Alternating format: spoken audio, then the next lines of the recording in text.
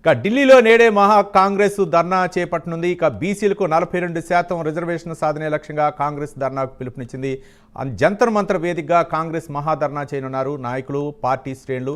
ఇక నిరసనలో పాల్గొన్నట్లు కాంగ్రెస్ అగ్రనేత రాహుల్ గాంధీ, అలాగే Telangana CM Revanth Reddy, deputy CM బట్టి విక్రమార్క కూడా ఈ ధర్నాలో పాల్గొన్నట్లు. ఇక రేపు రాష్ట్రపతి ద్రౌపది ముర్ముతో బీసీలకు సంబంధించి 42% రిజర్వేషన్లపై మాట్లాడి వినతి పత్రం అందించనున్నారు.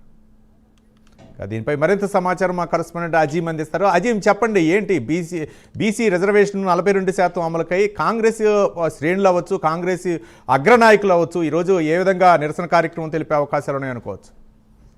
ఢిల్లీలోని జంతర్ మంతర్ ధర్నా చౌక్ వద్ద టీపీసీసీ మహేష్ కుమార్ గౌడ్ ఆధ్వర్యంలో, అలాగే సీఎం రేవంత్ రెడ్డి అధ్యక్షతన 42% బీసీల రిజర్వేషన్ కోసం ఒక మహా ధర్నా కార్యక్రమాన్ని ఈరోజు చేపట్టింది. మరి కాసేపట్లో కూడా ఏదైతే జంతర్ మంతర్ వద్ద ఈ ధర్నా కార్యక్రమం ప్రారంభమవుతుంది. ఈ కార్యక్రమానికి ఇప్పటికే తెలంగాణ నుంచి ప్రతి జిల్లా నుంచి కూడా 50 మంది వరకు ప్రత్యేక రైల్లో కూడా ఇక్కడికి చేరుతున్నారు. అలాగే ముఖ్య నేతలందరూ కూడా ఇప్పటికే ఢిల్లీలోని జంతర్ మంతర్ దగ్గర ఒక్కొక్కరు కూడా చేరుకుంటున్నారు. అయితే ఈ ధర్నాలో సాయంత్రం వరకు కూడా ఏదైతే పార్లమెంట్ సమావేశాలు నడుస్తున్నాయి కాబట్టి ఈ నేపథ్యంలో మా ఇండియా కూటమికి సంబంధించిన నేతలు, రాహుల్ గాంధీ, పార్టీకి సంబంధించిన అగ్రనేతలందరూ కూడా ఈ ధర్నాలో కూడా పాల్గొంటారు. అయితే ఏఐసీసీ అధ్యక్షుడు మల్లికార్జున ఖార్గే ఈ ధర్నాను మొదలుగా ప్రారంభిస్తారు. 42% బీసీలకు సంబంధించినటువంటి బిల్లుని ఇప్పటికే తెలంగాణ ప్రభుత్వం అటు ఏదైతే అసెంబ్లీలో ఆమోదం పొందించినట్టు బిల్లుని తెలంగాణ కేంద్రానికి పంపించింది. కేంద్రం 9th షెడ్యూల్ లో పెట్టినట్టయితే 42% బీసీ రిజర్వేషన్ అమలవుతుంది. అయితే కేంద్రంపై ఒత్తిడి తీసుకురావడానికి ఈ ధర్నా కార్యక్రమం చేపట్టింది. ఈ 3 రోజులు కూడా 5, 6, 7 3 రోజులు నిన్న ఏదైతే ఉందో వాయిదా తీర్మానం పార్లమెంట్ సమావేశంలో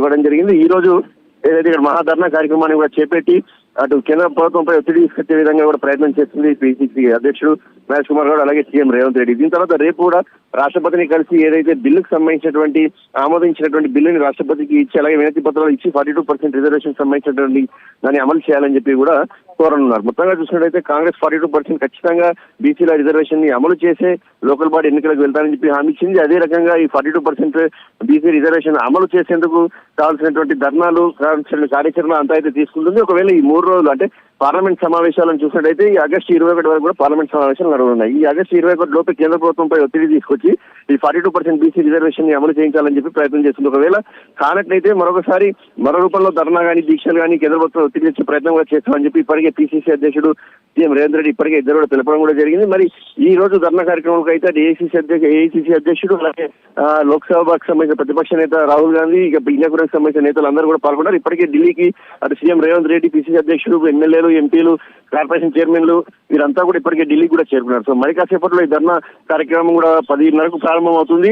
అయితే ధర్నాకు ఎక్కువ సమయం కూడా ఇచ్చినట్టుగా కనిపించడం లేదు. కేవలం 10:30 నుంచి 2 గంటల వరకే ధర్నాకు సమయం ఇచ్చినట్టు కూడా తెలుస్తుంది. మరి కేంద్ర ప్రభుత్వంపై ఏ రకంగా ఒత్తిడి తెచ్చి 42% బీసీ రిజర్వేషన్ బిల్ అమలు ఎలా చేస్తారో చూడాల్సి ఉంటుంది. ఎందుకంటే మరోవైపు తెలంగాణలో హైకోర్టు కూడా ఏదైతే సెప్టెంబర్ 30 లోపు ఎన్నికలు నిర్వహించాలని చెప్పి ఒక గడువు కూడా పెట్టింది. మరి ఈ నేపథ్యంలో దానికి సంబంధించి ఎలాంటి కార్యాచరణ తీసుకుంటారో అటు ఆర్డినెన్స్ కూడా పెండింగ్ లో ఉంది.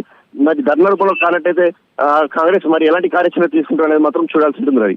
Right, thank you Azeem.